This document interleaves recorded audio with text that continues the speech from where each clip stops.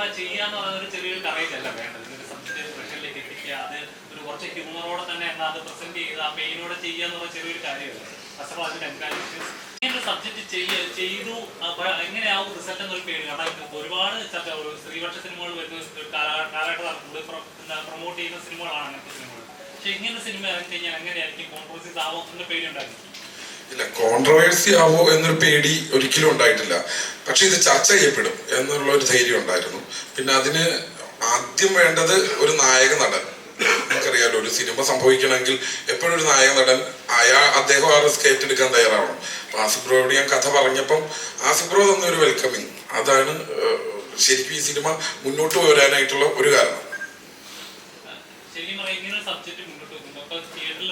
ഒരുപാട് പോയിന്റുകൾ ഉണ്ടെന്ന് പറഞ്ഞാൽ പോലും എനിക്ക് പേഴ്സണൽ തോന്നിയത് ഇപ്പൊ നിയമമായാലും നിയമപാലകരായാലും നിയമം നടത്തുന്നവരായാലും ശരി, അത് ഈക്വൽ ആയിരിക്കണം. അത് രണ്ടും ആണെന്നോ പെണ്ണെന്നോ വ്യത്യാസം ഉണ്ടാവാതെ, അതിപ്പോ കാരണം ഒരു കേസ് കൊടുത്താൽ പോലും അതൊരു കാരണവാസം എന്ന് പറഞ്ഞാൽ നമ്മൾ അതിന് പുറകെ നടത്തുന്നുണ്ടാകുന്ന നമുക്ക് ഫിനാൻഷ്യൽ ആയാലും നമ്മുടെ ജോലിയായാലും കുടുംബമായാലും ഒരുപാട് ബാധിക്കപ്പെടുന്നുണ്ട്. അതാരും അറിയപ്പെടുന്നില്ല. അതൊക്കെ ഈ ചെറിയ സീനുകളാണ് നമുക്ക് കൃത്യമായിട്ട് അത് കൺവേ ആവുന്നത്. അപ്പോൾ ശരിക്കും നിയമത്തോടുള്ള നിയമപാലകരോടുള്ള ഒരു ചോദ്യമല്ലേ അത്? അല്ല, ശരിക്കും ഇപ്പൊ ബ്രോ പറഞ്ഞതിനകത്ത് എനിക്ക് തോന്നിയൊരു കാര്യം, ഒരാള് ഏറ്റവും സങ്കീർണമായിട്ടുള്ള ഒരു മാനസികാവസ്ഥയെ കൂടെ കടന്നു പോകുക എന്ന് പറയുന്നത്, ഒരു കുറ്റം അയാളുടെ പേരിൽ ആരോപിക്കപ്പെടുന്ന സമയത്ത് അത് അയാൾ ചെയ്തിട്ടില്ല എന്ന് തെളിയിക്കുന്നത് വരെ അയാളുടെ ഒരു മാനസികാവസ്ഥയുണ്ടല്ലോ. അതാണ് ഒരു രീതിയിൽ ഈ സിനിമയിലെ സഹദേവനാണേലും ഈ പറയുന്ന മക്കാരിക്കയുടെ ക്യാരക്ടറാണേലും സിദ്ധുവിന്റെ ക്യാരക്ടറാണേലും എല്ലാവരും പരിപാടി ഞാൻ പറയാൻ ശ്രമിച്ചത്.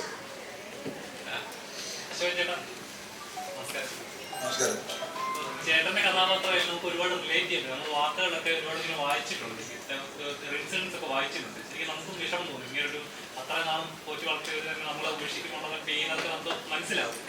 ഇങ്ങനൊരു കഥാപാത്രം കിട്ടുമ്പോൾ ചേട്ടൻ മനസ്സിലൂടെ പോയ കാര്യങ്ങൾ എന്തൊക്കെയായിരുന്നു? അതെ, ഇത് തന്നെയാണ്. നമ്മൾ ഇതുപോലെ ഒരുപാട് വാർത്തകൾ കേട്ടും വായിച്ചും ഒക്കെ നമ്മൾ അറിഞ്ഞിട്ടുണ്ട്. ഒന്ന്, രണ്ടാമത് ഇതിനെക്കുറിച്ച് വളരെ വിശദമായിട്ട് സേതു എനിക്ക് പറഞ്ഞു തന്നു. ഈ ക്യാരക്ടറിൻ്റെ ഡെപ്ത് എന്താണെന്നും, ഒരുപാട് സീനുകളൊന്നുമില്ല ഷോട്ട്, അതിൽ കുറച്ച് സീനുള്ളൂ. പക്ഷെ ഞാൻ പറഞ്ഞു അത് തന്നെ അധികമാണ്. ഇത് പെർഫോം ചെയ്യേണ്ട ഒരു വേഷമാണ്. ആ പെർഫോമൻസിൽ ചാൻസ് ഉണ്ട് ഇതിൽ. അത് 1-2 സീൻസിൽ മാത്രമേ ഉള്ളത്. പക്ഷെ ആ സീൻസ് എങ്ങനെയാണ് അത് ചെയ്യേണ്ടതെന്നുള്ളൊരു നറേഷൻ എനിക്ക് സേതുവിൽ നിന്ന് കിട്ടിയെന്നുള്ളതാണ്. കാരണം അത് നമുക്ക് ഭയങ്കര പെയിൻഫുള്ളായിട്ടുള്ള ഒരു ക്യാരക്ടറാണ്. അപ്പോൾ ആ ക്യാരക്ടർ ഉണ്ടാക്കുമ്പോൾ തന്നെ അതിൽ പകുതി ഉണ്ട്, പിന്നെ ബാക്കി നമ്മൾ പകുതി അഭിനയിച്ചാൽ മതി. അപ്പോൾ അത് നല്ല പോസ്റ്റിംഗ് ആയിരുന്നു. അത് എവിടെയൊക്കെ വരുന്നു, എവിടെയൊക്കെയാണ് അതിൽ പെർഫോം ചെയ്യേണ്ട സ്ഥലങ്ങളെന്ന് പറയുന്ന അവിടെ നമുക്ക് ചെയ്യാൻ പറ്റി എന്നുള്ളത് തിയേറ്ററിൽ ആൾക്കാർ അത് കണ്ടിറങ്ങിയപ്പോഴാണ് ആൾക്കാർ പറഞ്ഞത് മനോഹരമായിട്ടുണ്ടെന്ന് പറഞ്ഞത്. അതിന് ഫുൾ ഉത്തരവാദിത്തം സേതു തന്നെയാണ്. സേതുവിൻ്റെ ചിലപ്പോൾ സേതു എവിടെയെങ്കിലും കണ്ടിട്ടുണ്ടാവും ചിലപ്പോൾ ഇയാളെ. പക്ഷെ നമുക്ക് അറിയാവുന്നൊരു സമൂഹത്തിൽ നമുക്ക് അറിയാവുന്ന ഒരാൾ തന്നെയാണ് ഈ മക്കാരിക്ക.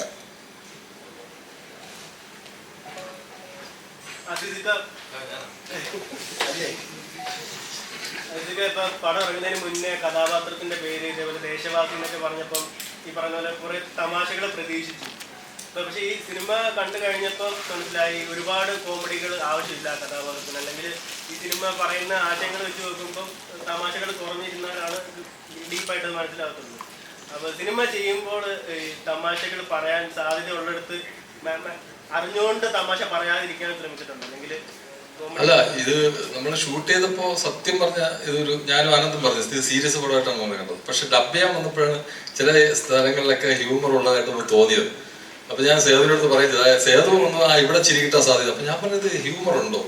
സത്യം പറഞ്ഞാൽ ഇത് ഹ്യൂമർ പടമായിട്ട് ഹ്യൂമർ ഇല്ല അധികം, എന്നാലും ചെറിയ സ്ഥലങ്ങളിൽ ഹ്യൂമർ ഉണ്ട്.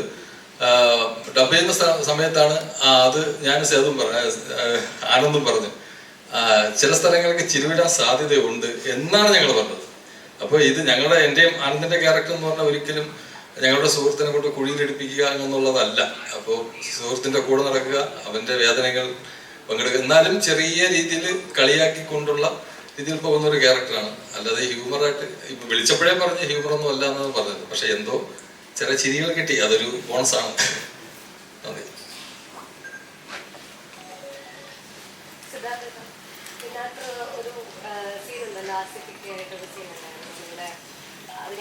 പറയുന്നില്ല, എന്നാലും ഒരു ഡിവോഴ്സ് ചെയ്യണമെങ്കിൽ ഇപ്പൊ ചെയ്യണം ആയിട്ട് ചെയ്യുന്നത്, അങ്ങനെ ഒരു സംഭവമുണ്ട്. അത് എത്രത്തോളം ഇപ്പോഴത്തെ സമൂഹത്തിൽ അത് എത്രത്തോളം ഇതാവുന്നുണ്ടെന്ന് ഉറപ്പുണ്ട്? ഇപ്പോഴത്തെ സമൂഹത്തിൽ വളരെ ഇമ്പോർട്ടൻ്റ് ആയിട്ടുള്ള കാര്യം, അതായത് ആ രണ്ടുപേരുടെ ലൈഫ് മാത്രമല്ല ആ കൊച്ചിൻ്റെ ലൈഫും കൂടെ ബാധിക്കപ്പെടുകയാണ്.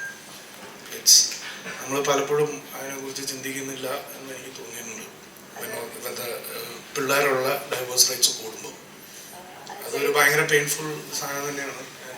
അതുപോലെ തന്നെ ജഗദീഷ് ചേട്ടൻ ഈ ഒരു സീന് നെഗറ്റീവ് ആണ്, ലാസ്റ്റ് പോസിറ്റീവ് ആകുന്നുണ്ട്. എനിക്ക് തോന്നിയത് എത്രത്തോളം ഇപ്പോഴത്തെ സമൂഹത്തിലെ വക്കീൽമാരെ ഫോൾസ് കേസ് ഒക്കെ എടുക്കുന്നുണ്ട്. അപ്പൊ അത് ഇതുപോലെ പുരുഷന്മാരെ മാത്രം, ഈ ഒരു മൂവിനകത്ത് പുരുഷന്മാരെ മാത്രം ഇത് ചെയ്യുന്നു, സ്ത്രീകൾ ചൂപ്പാണെങ്കിലാണ്, അങ്ങനത്തെ കുറെ ഡയലോഗ്സ് ഉണ്ട്. അപ്പൊ അത് എത്രത്തോളം ഈ വക്കീലന്മാരെ എത്രത്തോളം ഇത് എഫക്ട് ചെയ്യുമെന്ന് തോന്നുന്നു ഈ ഒരു മൂവി? അതെ, ഈ വക്കീലന്മാർ കേസ് ഏറ്റെടുക്കുമ്പോൾ അവസാനം വരെ ഫൈറ്റ് ചെയ്യും. ഇപ്പോൾ വാദിക്ക് വേണ്ടിയാണെങ്കിൽ വാദിക്ക് വേണ്ടി മാക്സിമം ഫൈറ്റ് ചെയ്യും, പ്രോസിക്യൂഷൻ ആണെങ്കിൽ പ്രോസിക്യൂഷന് വേണ്ടി വാദിക്കും, പ്രതിക്ക് വേണ്ടിയാണെങ്കിൽ പ്രതിക്ക് വേണ്ടി വാദിക്കും. പക്ഷേ ഈ വാദിക്കുമ്പോഴും ഇവരുടെ മനസ്സിൽ മനുഷ്യത്വം എന്നൊരു കാര്യം ഉണ്ടാവുമല്ലോ. അത് പിന്നെ അതൊരു സർപ്രൈസ് എലിമെൻ്റ് ആണ്. അതുകൊണ്ട് കൂടുതൽ ഞാൻ റിവീൽ ചെയ്യുന്നില്ല. എന്നാൽ പോലും ഈ വിശ്വനാഥൻ എന്ന് പറയുന്ന ക്യാരക്ടർ അയാളെ ഏൽപ്പിച്ച കാര്യം അയാൾ നന്നായിട്ട് വാദിക്കുന്നുണ്ട്. അതിൻ്റെ റിസൾട്ട് സിനിമ കാണുമ്പോഴേ നിങ്ങൾക്ക് മനസ്സിലാവും ആ റിസൾട്ട് എന്തുകൊണ്ട് അങ്ങനെ ആവുന്നു. അവിടെ ചില ട്വിസ്റ്റുകളുണ്ട്, അവിടെ മാനുഷിക വശങ്ങൾ അതിനകത്ത് കൊണ്ടുവരാൻ ശ്രമിച്ചിട്ടുണ്ട്. ഒരു അഡ്വക്കേറ്റിൻ്റെ സത്യസന്ധത ചില സ്ഥലങ്ങളിൽ കാണാം. ഒരു പോയിന്റിൽ അയാൾ തുറന്ന് പറയുന്നുണ്ട് ചില കാര്യങ്ങൾ.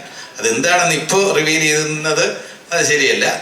ഈ ക്യാരക്ടറിന് സാധാരണഗതിയിൽ ഒരു അഡ്വക്കേറ്റിന് ലഭിക്കുന്നതിനേക്കാൾ കൂടുതൽ ട്വിസ്റ്റുകൾ ഈ റോളിൽ എനിക്ക് സേതു തന്നിട്ടുണ്ട്. അതിൽ വലിയ സന്തോഷമുണ്ട്. വിശ്വനാഥൻ എന്ന് പറയുന്ന അഡ്വക്കേറ്റിന് ആ ട്വിസ്റ്റ് ഒരു ക്യാരക്ടറൈസേഷനിലും അതിൻ്റെ പെർഫോമൻസിലും ഒക്കെ തന്നെ ഒരു ചേഞ്ച് കൊണ്ടുവരാൻ കഴിഞ്ഞിട്ടുണ്ട്. Thank you. നമ്മളിപ്പോൾ ജീവിക്കുന്ന സൊസൈറ്റി എന്ന് പറയാൻ ഡിവോഴ്സിനൊക്കെ A4 ഷീറ്റിന്റെ വില പോലും ഇല്ല, A4 പേപ്പറിന്റെ ഒരു വില പോലും കിട്ടുന്നില്ല. ഒന്ന് പറഞ്ഞ് രണ്ടിന് ഡിവോഴ്സ് എന്നുള്ള മെന്റാലിറ്റിയിലേക്ക് ആളുകൾ അതൊരു പ്രോപ്പർ കമ്മ്യൂണിക്കേഷൻ സ്കിൽ അല്ലെങ്കിൽ പ്രോപ്പറായിട്ട് ഒരു ഒന്ന് പറഞ്ഞ ഡിവോഴ്സ് ആണ് ഒരാളുടെ സ്വത്തിന് ഇത്ര ഭാഗം കിട്ടിയിരിക്കണം എന്റെ ഒരു അവകാശം പോലെയാണ് ഇപ്പൊ.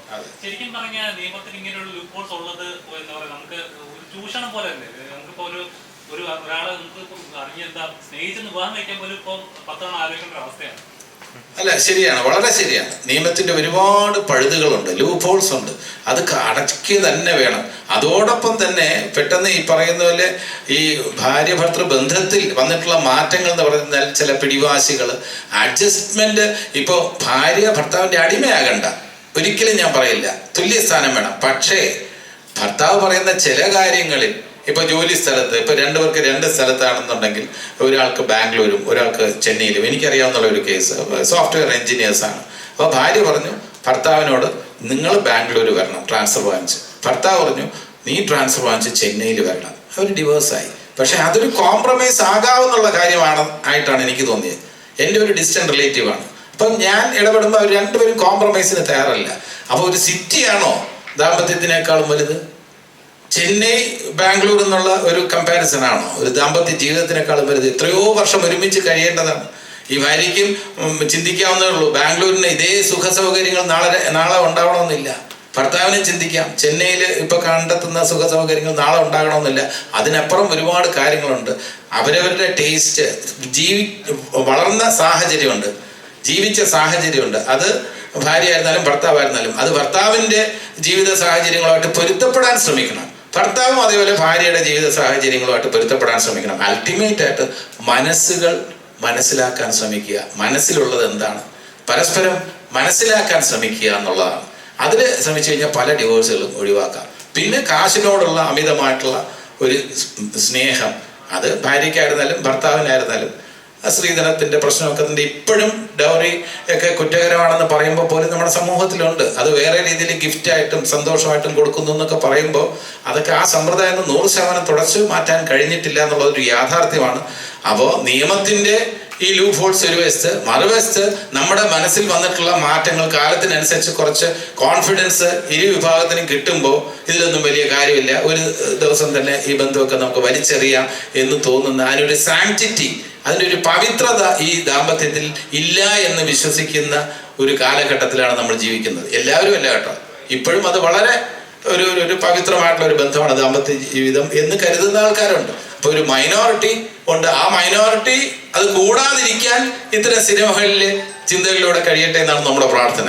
അതിങ്ങനെ വർദ്ധിക്കാതിരിക്കട്ടെ. ഡിവോഴ്സുകളൊക്കെ കുറയാൻ, അന്യായമായ കാരണങ്ങൾ പറഞ്ഞ് ഭർത്താവിനെയോ ഭാര്യയോ ക്രൂശിക്കുന്നത് കുറയാൻ ഈ സിനിമയ്ക്ക് ഏതെങ്കിലും തരത്തിൽ സഹായിക്കാൻ കഴിഞ്ഞാൽ ഞങ്ങൾക്ക് സന്തോഷമുണ്ട്.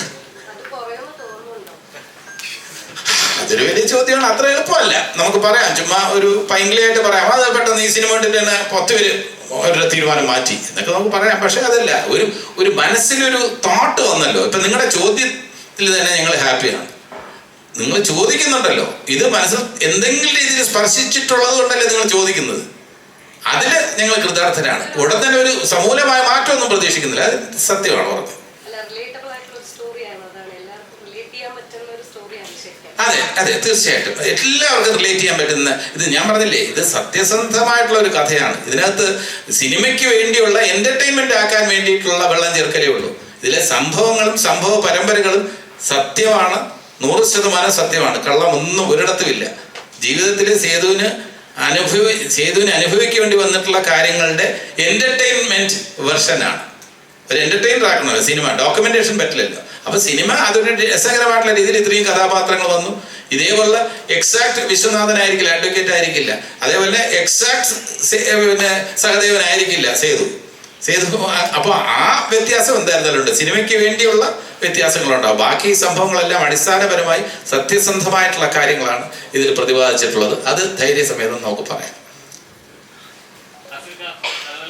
കരിയറിൽ ഏറ്റവും നല്ല രീതിയിലൂടെ പൊക്കോണ്ടിരിക്കുന്നത് നല്ല നല്ല കഥാപാത്രങ്ങൾ, കുറച്ച് റിയലിസ്റ്റിക് ആക്ടർ എന്ന ലെവലിലേക്ക് ആസിഫ് ഖാൻ ഇപ്പോൾ കുറച്ചുകൂടെ ആളുകൾക്ക് അടുത്തറിയാൻ പറ്റുന്ന ആക്ടറാണ്. ഇപ്പോൾ ചെയ്യുന്ന കഥാപാത്രങ്ങൾ പോലെ നമുക്ക് എവിടെയോ കണ്ടിട്ടുള്ള എവിടെയോ കേട്ടിട്ടുള്ള ഒരാൾ, അങ്ങനത്തെ കഥാപാത്രങ്ങൾ കുറച്ചുകൂടെ നമുക്ക് റിലേറ്റ് ചെയ്യാൻ പറ്റുന്നത്. അപ്പോൾ കഴിഞ്ഞിടെ സർക്കിട്ട് എന്ന സിനിമയിലെ കഥാപാത്രം നല്ല റെസ്പോൺസീവ് ആണ്. പക്ഷെ തിയേറ്ററിൽ അത്രയും ആളുകൾ കയറുന്നു. എപ്പോഴും അങ്ങനെ നല്ല കഥകൾ വരുമ്പോൾ എന്തുകൊണ്ട് ഇങ്ങനെ റെസ്പോണ്ട് ചെയ്യുന്നില്ല എന്ന് തോന്നുന്നുണ്ടോ? എനിക്ക് ചിലപ്പോൾ ആളുകൾ ചില പെർട്ടിക്കുലർ ടൈമിൽ തിയേറ്റേഴ്സിൽ വന്ന് കാണാൻ ഇഷ്ടപ്പെടുന്നത് വേറൊരു തരത്തിലുള്ള സിനിമകളായതുകൊണ്ടായിരിക്കാം. നമുക്ക് എല്ലാ സിനിമയും കൊമേഴ്ഷ്യലി സക്സസ് ആവണമെന്ന് പറയാൻ പറ്റില്ല. നല്ല സിനിമകൾ ചെയ്യാം. വിജയിക്കുന്ന സിനിമകൾ എന്ന് പറയുമ്പോൾ ചിലപ്പം തിയേറ്റേഴ്സിൽ വന്ന് കാണാൻ കുറച്ച് എക്സ്ട്രാ ഫാക്ടേഴ്സ് ഒക്കെ ഉള്ള സിനിമകളായിരിക്കാം. എനിക്ക് ശരിക്കും എനിക്ക് നല്ല ഒരു ആക്ടറിന് മനസ്സിലാവാത്ത ഒരു കാര്യമാണ് പല സമയത്തും ചില സിനിമകൾ തിയേറ്ററിൽ എന്തുകൊണ്ടാണ് ആളുകൾ കാണാൻ പ്രിഫർ ചെയ്യാത്തത് എന്നുള്ളത്. അതൊരു ഉത്തരവില്ലാത്ത ചോദ്യമാണ്. പക്ഷെ നല്ല സിനിമ ചെയ്യാനേ നമുക്ക് ശ്രമിക്കാൻ പറ്റുള്ളൂ. ആളുകളെ കാണിക്കുക എന്നുള്ളത് കുറച്ച് പണിയാണ്.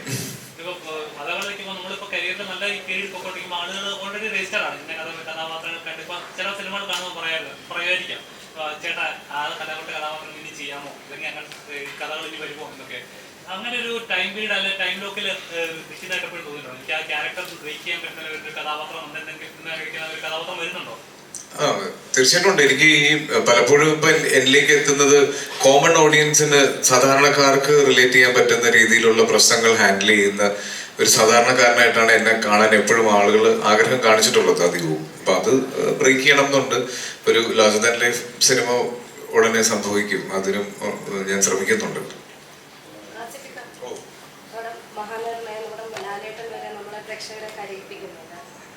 സീൻസ് ഒക്കെ കണ്ടു കഴിഞ്ഞു. അപ്പോൾ ഇപ്രാവശ്യം ഈ സർക്കിട്ട് കണ്ടപ്പോഴും ഇത് കണ്ടപ്പോഴും സത്യം പറഞ്ഞാൽ എൻ്റെ കണ്ണ് പറഞ്ഞു. So honored, so honored. Thank you. അത് എന്നെ കൊണ്ട് ചെയ്യിപ്പിക്കുന്നവരുടെ പ്രത്യേകതയാണ്.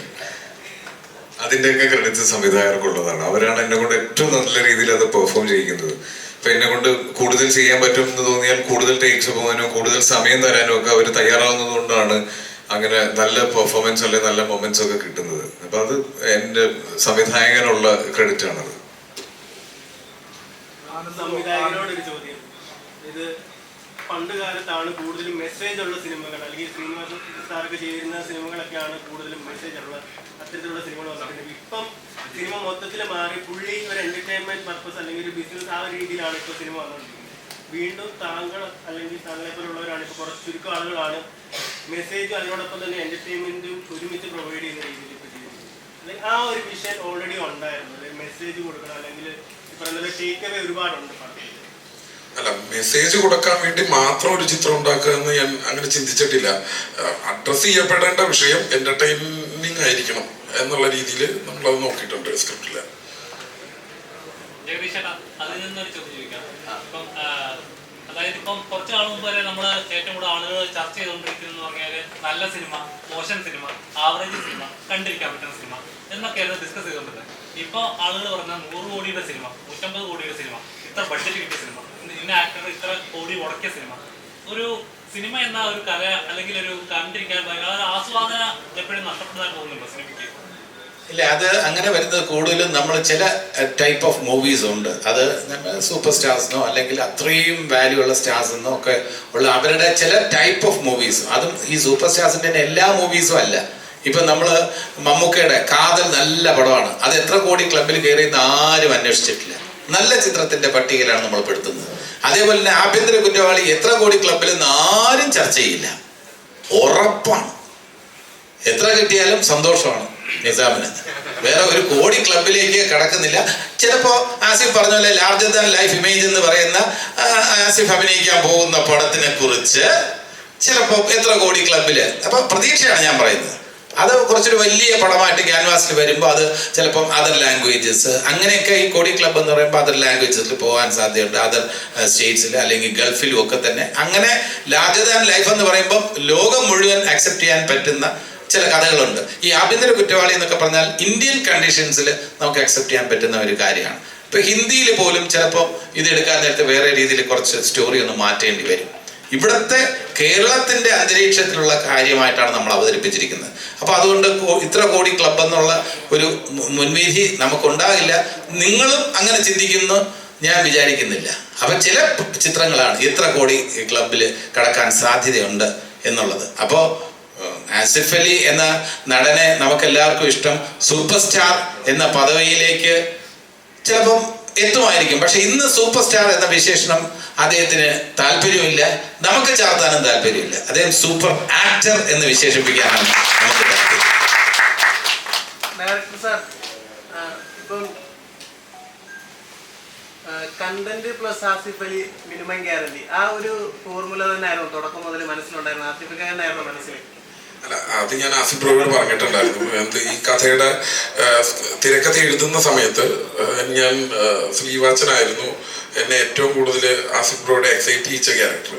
അപ്പൊ ഞാൻ ബോയ് നെക്സ്റ്റ് ഡോർ എന്ന് പറയുന്ന ആ ഒരു മിനിമം ഗ്യാരണ്ടി ഉണ്ട് ഉറപ്പായിട്ട് മനസ്സിൽ. പിന്നെ കഥ പറയുക, ഇഷ്ടപ്പെടുക എന്ന് പറയുന്ന ഒരു കാര്യം കൂടെ ഉണ്ടല്ലോ. അതോടെ സെറ്റായപ്പോൾ കഥ മുന്നോട്ട് കൊണ്ടുപോയി.